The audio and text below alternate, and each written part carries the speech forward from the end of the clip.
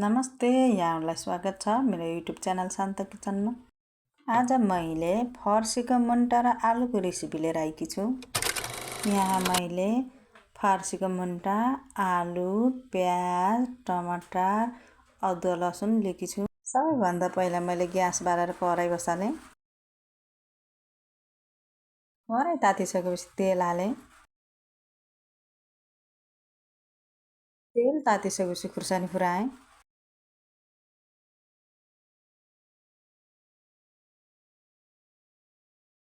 खुर्सानी फुरिसकेपछि प्याज हालेँ।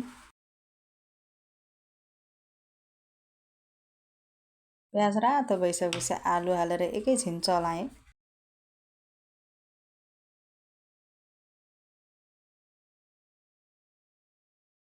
राम्ररी चलाएर एकैछिन ढाकेँ।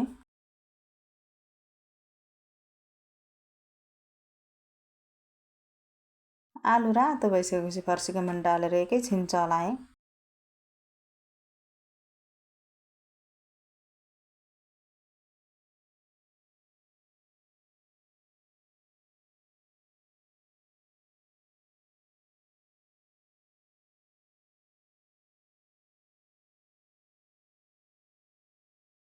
राम्ररी चलाइसकेपछि एकैछिन ढाकेँ।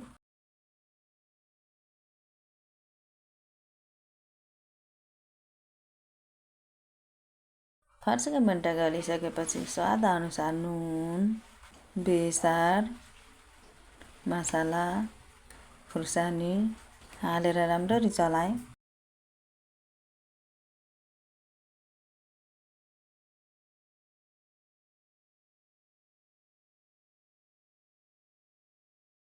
राम्ररी चलाइसकेपछि लसुन, अदुवा र टमाटर हालेर राम्ररी चलाएँ।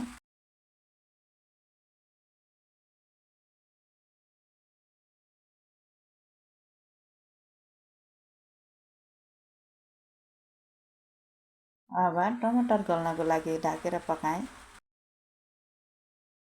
टमाटर गलिसकेपछि राम्ररी चलाएर थोरै पानी राखेँ।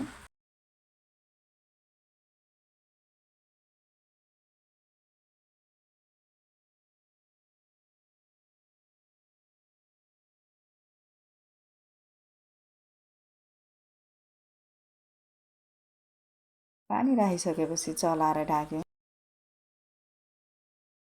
हेर्न सक्नुहुन्छ हजुरहरूले हाम्रो तरकारी पाकेर रेडी भइसकेको छ।